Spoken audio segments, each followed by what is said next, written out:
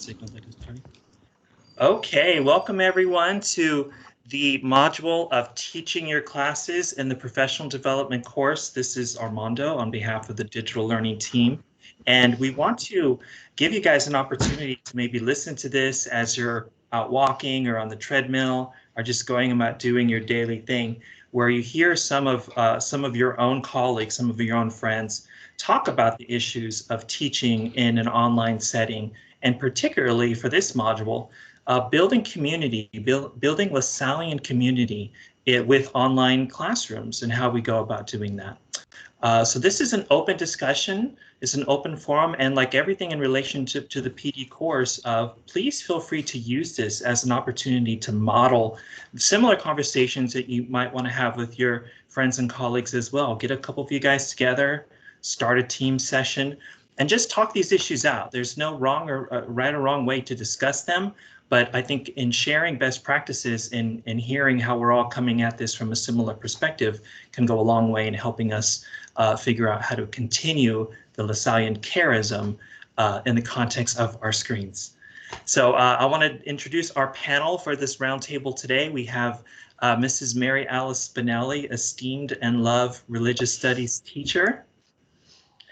We have Miss Ana Fernandez, chair and Spanish teacher in the World Languages Department. And then we have Mrs. Emily McDougall, our wellness counselor. And you have me as the incoming freshman counselor moderating this discussion. So we're going to focus on a couple of questions, but we're just going to kind of move as the spirit dictates during the course of this roundtable meeting. So our first question centers around, and Emily, I'm curious to get your thoughts.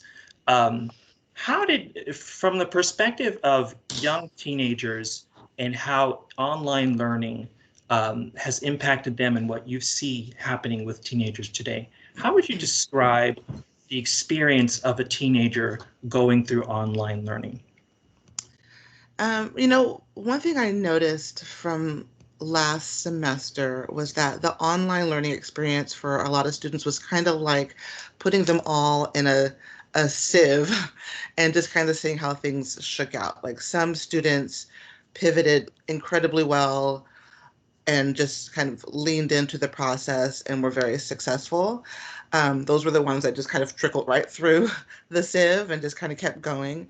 But for others, it was incredibly challenging. And if they had some pre-existing difficulties, the process just became even more challenging, and those difficulties were much more observable. So, you know, the students that were not particularly organized, or, you know, didn't speak up much in class, or, you know, had some other mental health challenges or family issues going on, those were the ones that were kind of left inside the sieve. And so I think, you know, it created a lot of challenges for the rest of us to really be observant of those ones that were stuck, you know. And so, you know, it just, I guess what's coming up for me is two things. One is, you know, being able to help those students that sort of have a propensity for thriving, you know, making sure we notice them and acknowledge that in them, but then also really being aware of those ones that are struggling, kind of getting through the process, and making sure that we offer the support that they need individually. I guess in a nutshell, it just kind of made what we already do even more, like there was a bigger, the volume was kind of turned up on what we already do, if that makes sense.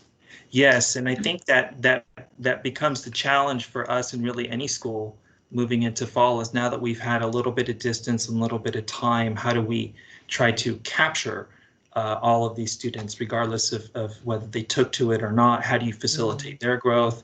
How do you work with students that maybe struggled, and not leave those students sort of behind as the school moves forward in this model? And I think that starts by looking back and thinking, okay, what did I do that went well? You know, how would I take that and replicate it? And you know, Mary Alice, I'm really curious, you know, from your perspective, when you when you took all these students in and we shifted over, how did you figure that out for you in your classrooms? And then as you went through it, what did you learn went well for you in trying to keep that community together? Absolutely. And one of the things we need to acknowledge is that last semester in the spring, I had the advantage of already knowing the kids going into it. And so a lot of the groundwork had already been laid. And so it was a lot easier because I could tell when a kid's pattern had changed. That the kid that always reaches out, always wants to be seen, is somehow not showing up to office hours, is not, and so there was a way to kind of gauge of what was it like before versus now, and really reaching out and overreaching out to those kids, in particular the freshmen, the ones that were only children, or the ones that had parents working all the time and it was just them taking care of siblings. There was a lot of kids that were isolated, and so I wanted to reach out to all of the kids, and it wasn't enough to do office hours because only certain kids, the same 5 kids, showed up to office hours, which means I'm missing 140 other kids. And so one of the things that I did is I mandated one-on-one check-ins. There was a week where I just kind of shut everything down, and this is your assignment for the week. I had them all schedule a meeting with me. And so I could just see their faces and do a visual check-in to see when they say I'm doing fine, what their facial cues are also giving me. Totally. Because that was something I was really missing from them. A big part of teaching is being able to read the room. And if I'm only getting, a couple of kids on the screen, or they're not turning on their screens, I'm missing those visual cues. So kind of forcing their hands and creating those one-on-ones was invaluable. Because that kid who talks about, another teacher who they just love, I had a particular example of a kid who he could not make that transition. But in the one-on-one, he talked about another teacher who just was the person that he connected with. And so I was able to reach out to that teacher and say, please call this kid, create that, and that was something that I wouldn't have gotten without that kind of forced check-in. He wouldn't have done that. So that was one thing that was really successful for me, to be able to reach out to them.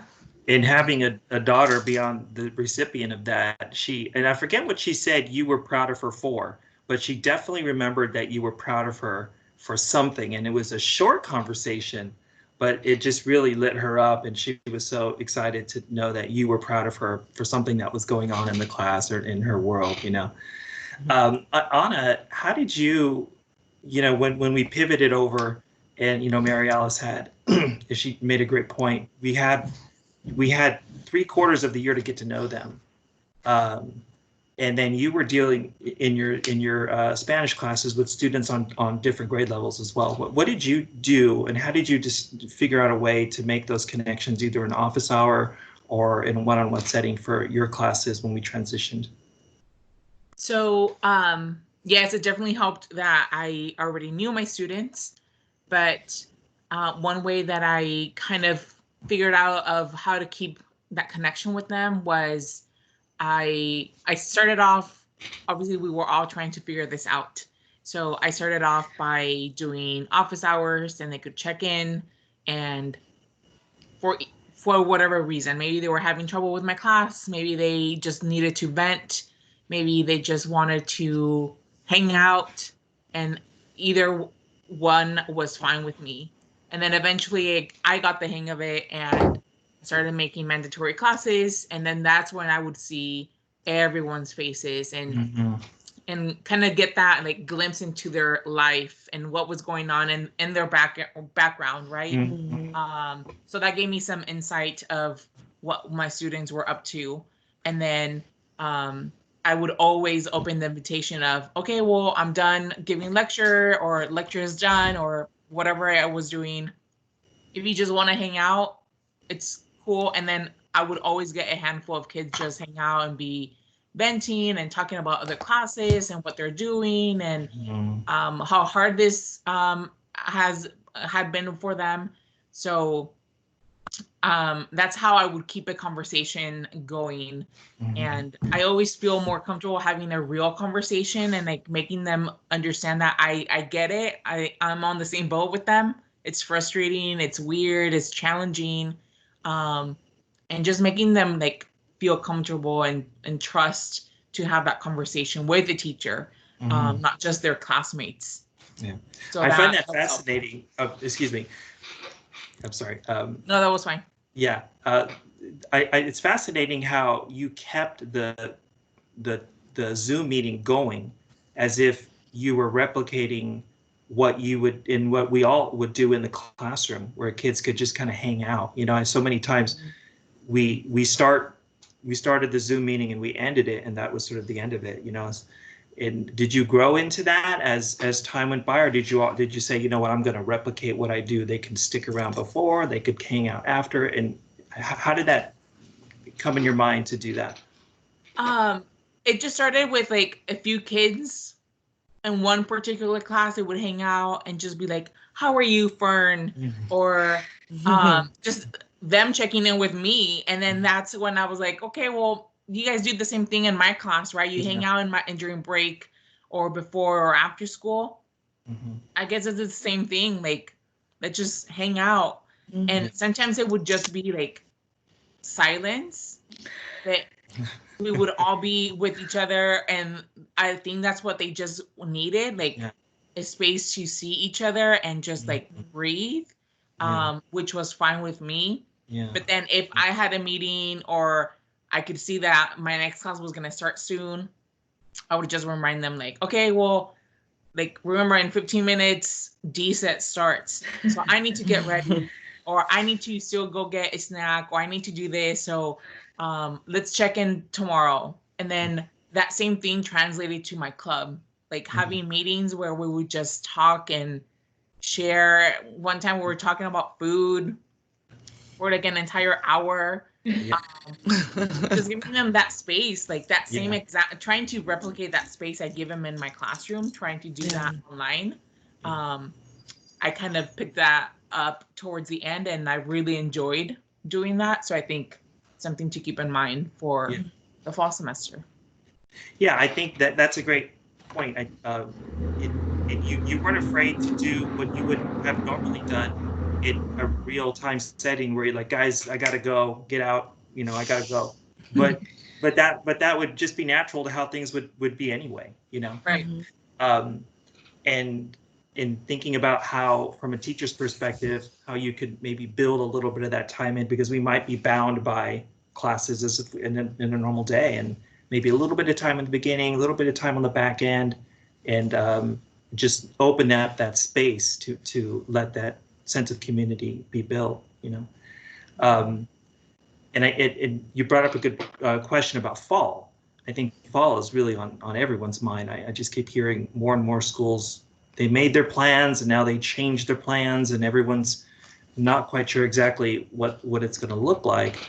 But I know when we're faced with the topic of, let's say, building community with, as we all talk about, knowing them and them knowing us, well, how do we build a community with a group of students that don't know us and then don't know each other, you know, and they might see each other through the screen and through different other ways of interacting, might have them in person and so forth.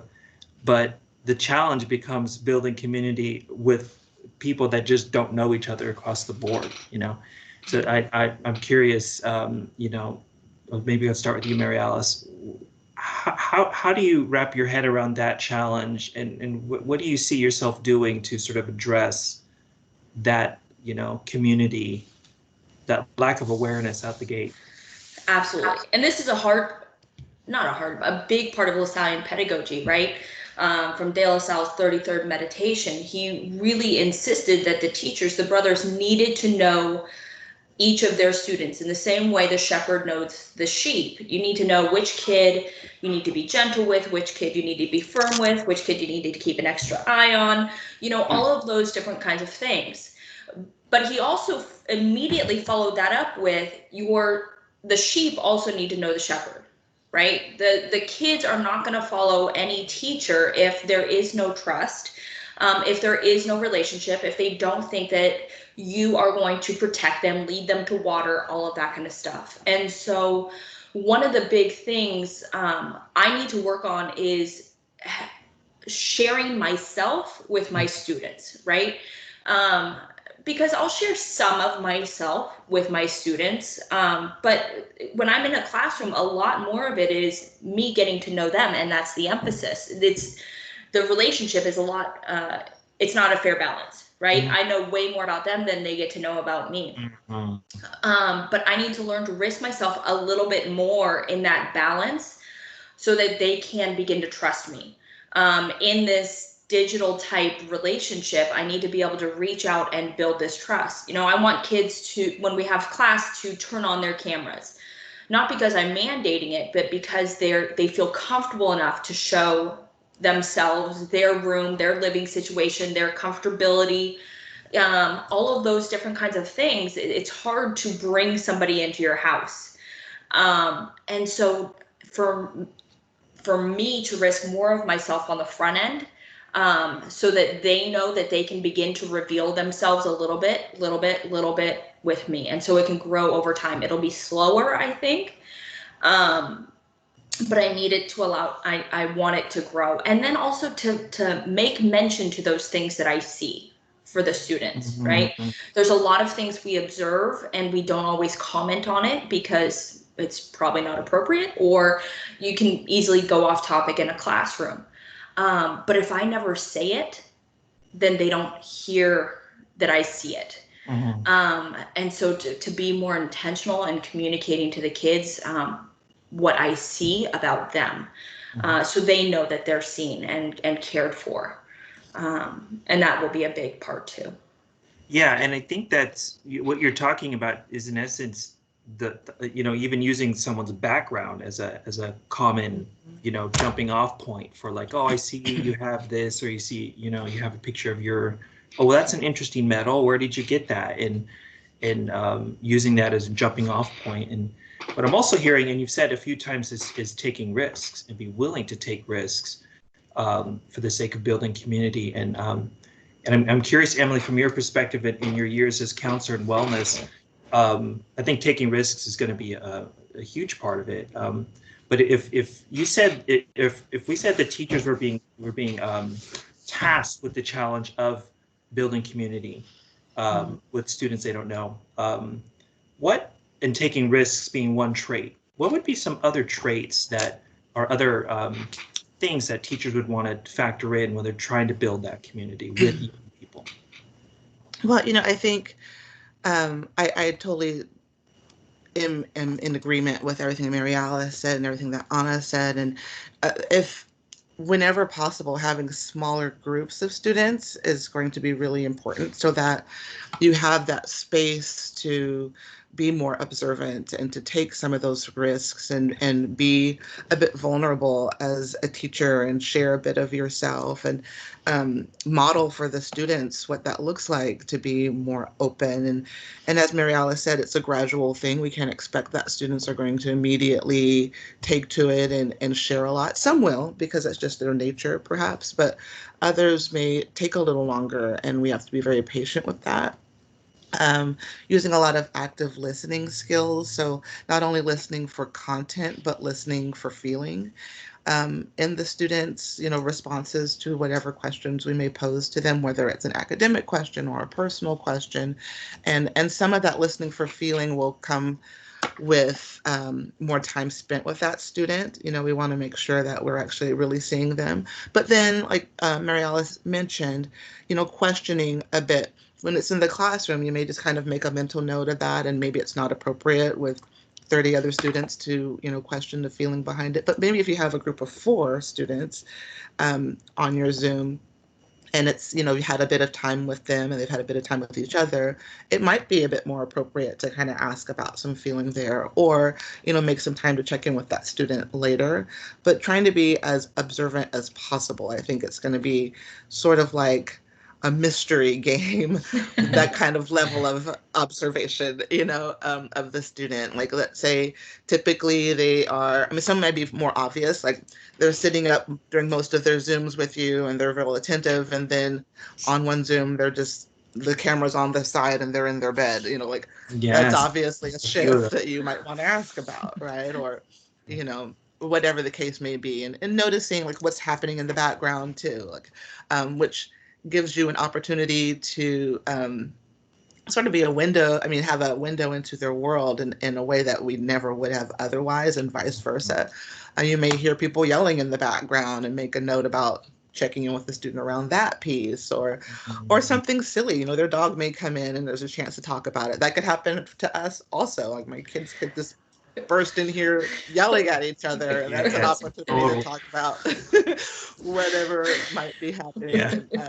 So some of that vulnerability may not need to be sort of staged. It may be very authentic and in the moment. Like this is what my life is looking like. Like, how do you guys handle this? When unexpected things happen in your world. And so I think some of it will come incredibly naturally, but then other things we just may need to sort of add that into the curriculum a bit, about like how to look out for each other or be aware of each other. And then even playing simple, like sort of fun games like Two Truths and a Lie when you're first getting to know the students, like, and being able to, do the game as well, like tell them two things that are true about you and one thing that's not true. And then they have to figure out which one is which. And, just giving them opportunities to really be seen and to see you, I think it's important. It goes a long way in building rapport.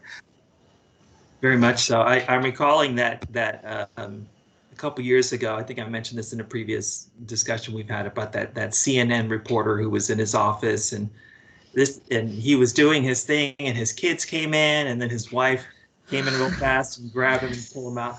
That guy's probably thinking, like, you guys gave me a bad time.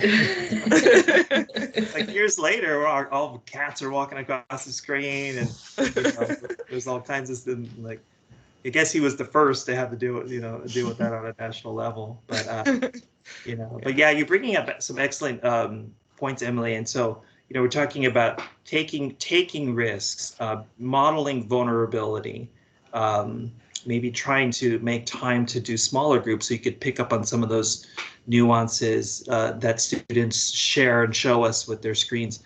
Being observant and listening, not just for content, but of feeling and of if that student, I think we've all had them already, that's in their bed, sort of covered up in their blanket, and you kind of follow up to see how they're doing, and a lot of these are personality traits. What do you think are some of your you've talked about them a little bit, Anna, your personality traits that you think you are hoping to get across to your students when you're building community with them?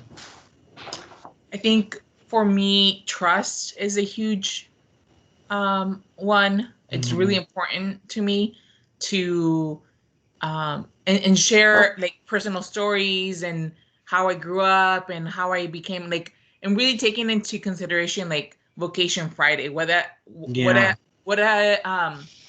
does that look like in our classrooms, and how can we still keep practicing that? And I think I would like to continue doing that and really sharing and doing it more often versus we would only do it once a month. Like, I think we're going to definitely start this from the beginning and really be open and willing to share things. And constantly, I feel like I sometimes share things at the first day of school when everyone's like super nervous. And then they ask me like, so where are you from? I'm like, I already told you. Like, so kind of going back and being like, okay, now we're more relaxed and maybe you're paying more attention. Or now you trust me and you want to hear my story. So I definitely want to build trust so that that comes back to me and they're comfortable sharing anything that's going on with my class, or saying, Fern, this is not working out, or the way you organize this, or this is too hard, this is too easy, because I've been getting both comments. would help me structure better for them. Yeah, because they're opening and they're dialoguing with you because Yeah. they trust what if it's a positive or even a critique that you'll take it in. And yeah, you're right. We're giving students access to our personal worlds more than ever, and they are giving us access into theirs. You know, like there could be a story behind the painting behind you, Emily, or the candle in your background, Anna, that tells something about someone's life. And more than ever, they're seeing our personal worlds in the spaces that we choose to be where we live. And that could be a common point that we use to go forward. You know, it's interesting for trust as a counselor. You know, that's obviously going to be a big challenge for us, is how to. I have freshmen, so how do I build trust with 290 whatever freshmen that don't know me and don't know how to trust a counselor just in general, but definitely don't know how to bridge that gap between our screens together. You know. And that topic of bridging that digital gap is definitely one that we're all talking about today. And I think giving a little bit more time to hear what we think we can do for the fall concretely. I think we're brainstorming a lot of really good ideas. What would you say? And I would start with Mary Alice. What would you say, knowing that what worked well in the spring and the attitudes that you know lead to that being successful? What are some of the concrete steps that you'll either carry over or you think, you know what, I'm going to try this new to bridge that community gap for you? Absolutely.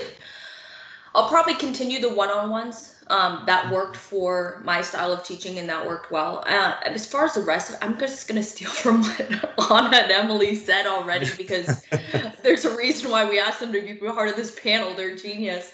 But the idea of leaving a Zoom, a schedule of Zoom, or a part of it unscheduled to build, most of it's structured, but allow some time for the Holy Spirit to work and for people to be able to relate. And the other thing is the idea of small groups. You just talked about the freshmen, and one of the things that I'm really attentive towards is the upperclassmen, as they go through this process, if they're stuck on a problem, they're going to FaceTime each other. Mm-hmm. But the freshmen may not have each other's phone numbers to FaceTime, to do any of those kinds of things. And so I'm going to change my style to do that, like little learning communities, right? Each class broken up into groups of 4. So that way it gives me the opportunity to get to know them, like Emily was talking about, in a more intimate setting, but also allows them to build community with each other. Mm-hmm. I don't want their only connection to CB to be through me or through the teacher, but really for them to begin to be able to build community. That will be a huge aspect. So those are kind of the 3 things that I'm really building towards as I'm looking towards the fall. Yeah, and that's a great point, because they, yeah, you're right. My daughter and Emily, your daughter, are sophomores now, so they know enough of each other to message, what was that, and sort of get each other's help. But the freshmen don't. So that small group could be the beginning stages of that for them as they move along. And Mary Alice, if we're in, blended synchronous situations, or with this model where the lecture might be streaming both groups at the same time, how would you connect those 2 groups? Or is it possible to connect an in-person group with an online group in this sort of small format that you're thinking about? So as I'm kind of thinking through this, I'm at this point in time considering groups of 4, and it'll be 2 kids who are in the red team or the in class, and then 2 that'll be online. Mm-hmm. And then every week they're going to have to turn in combined notes. Mm-hmm. And one of the good thing about teams is you can see who did what edits. But I'm kind of forcing them each week to put their notes together, maybe ask each other questions, that kind of stuff. So just right off, I want to make sure that I build a connection between the online and the in-class group, because there may be a couple of kids who never come to in-class. depending on health reasons. So we need to build that connection. I also realize that, there's a difference between the online and the in-person. And so you're going to get it more when you're in person than when you're online. And so I need them to kind of take responsibility for teaching each other and building each other when they have the opportunity to be in the room. Yeah. And just thinking of that, of it that way, something will sort of organically come out of the fact that you're trying to bring both groups into the experience together, Right. Yeah. Anna, what are your thoughts on that? Just knowing what worked well and what what will carry over, and maybe what ideas are you kicking around as well for fall? I think going off from Mary Alice, doing like the partners and groups, right? Making those for them, because if I leave that responsibility to them, they probably won't do it, even if they're sophomores or juniors or seniors, right? So, and then I'm also thinking of my class would look more like a project-based class. So if I do assign a project, I assign it with the partner or the group and kind of divide responsibilities already so that they know who's in charge of what, and kind of put it all together and work and do this project. Another idea would be to already create, I didn't do this last spring, but now that I'm thinking of like, how can we have more clear communication, is already creating like a private message through Schoology for the entire class. And that if they miss something, they can message, and then everyone will get that same message and someone else can reply. Or if I want to clear something, or if I answer a question, I'm answering it for all 30 of my students versus individually answering the question multiple times, right? And then that way, like, other kids can help me out with like, I didn't get to finish the notes. Can someone help me out? And then someone, hopefully a student, will be, I have them all here. Here you go. Or whatever they're missing. Maybe some kids will be more comfortable doing that. Doing the one-on-one check-in through whatever platform I decide to use, I think would be really important to me as well. But definitely continue having that space in my class and my hour and a half or whatever block set to just check in and have a conversation and talk about what's going on at home, at school, with the friends, before or after. I think some of us are really like, if I have an hour and a half, I need to use the hour and a half to talk about Spanish. And we don't need to stick to that. Make it more relaxed for them and be like, maybe an hour will be all Spanish and half an hour will be just conversation, or even like be open to like changing that time. Like, doesn't always have to be an hour. Doesn't always have to be 30 minutes of having a conversation. Because I know we can get exhausted and overwhelmed, and we need to kind of keep that in mind as well, right? So definitely keep doing that. It worked for me. It worked for my club and my classes. And building that trust and communication with my students. Yeah. So I think those are all ideas. Yeah. Well, because it's forcing us to reimagine, what we would normally do. So if we've given a unit test and that's what we have to do, then that's what we have to do. But maybe in rethinking, as the PD course talks about, rethinking assessments and rethinking how you assess in the past and how it can be, revamped for this new format. But also just thinking about how they interact with each other and how we can facilitate that in the classroom, the way that classrooms are collaborative. Kids turn around and talk to each other. They laugh, they joke, and how that can be replicated too.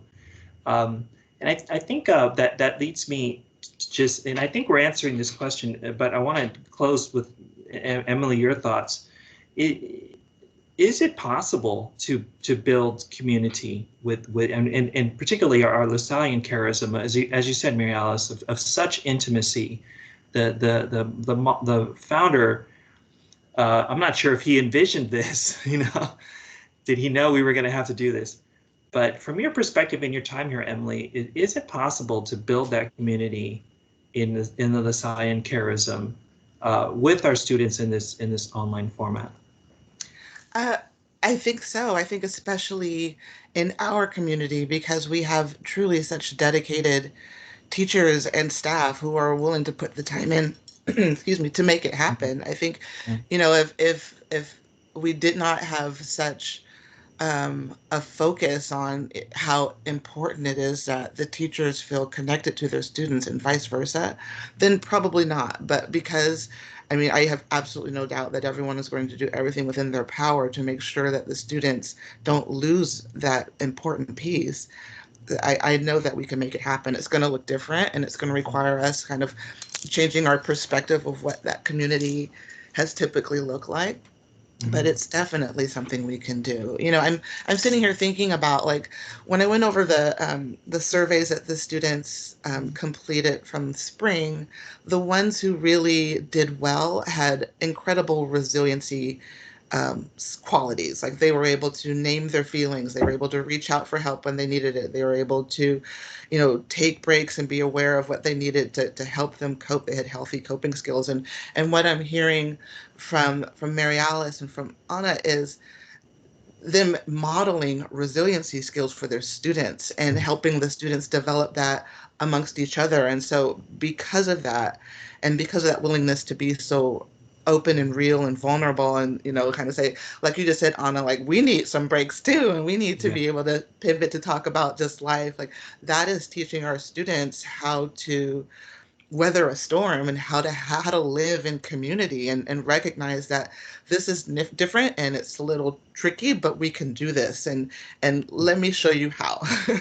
So I guess, to answer your question, Mondo, I'm certain that we can make this happen. I am too, and I think it starts with these types of dialogues where, again, we're hoping, you watching this video can easily see yourself with 3 or 4 of your other colleagues, and maybe cross departments. It doesn't have to just be in your department, but it can be too. And maybe people that you don't see too frequently, but know you want to collaborate with, and just have these open discussions around this issue. And I think just even during the course of this conversation, for me, the idea of small groups really resonates for me as a counselor. Maybe that become something that I try to incorporate with what I do. But in Anna, if I were a teacher, my mind would be spinning. You know what? Maybe that 30-minute lecture, let me record it and tell them to watch it. And then when they come to class, they've already watched it, so we could talk about it, versus giving it in that time too, which could go either way depending on what you have to cover. So, and I wanted to just close with that note, and a huge thank you to all of you for giving your time. And those of you, again, viewing this video, if you're out on your walk, or if you're on your treadmill, or if you're doing dishes, see if this can't turn the wheels for you to say, yeah, let me open a Zoom and just talk this over and see what people have to say. Okay. And again, huge thank you to Mary Alice for giving your time. Anna, thank you so much for your time. Emily as well. And I guess we'll just close with just a brief prayer that we ask De La Salle to guide our community. He's the patron saint of all teachers.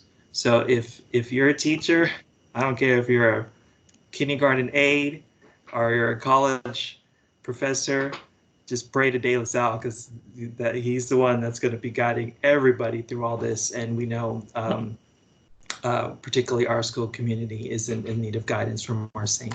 Okay, so again, thank you guys for all your time, and we'll all be checking in soon. And for those of you watching, I hope you're continuing through the PD course, and let us know if you have any questions or comments about the experience. Okay, thank you, everyone. Bye-bye. Thank you. Bye, guys. Bye. Let me stop the recording. But I think we could still be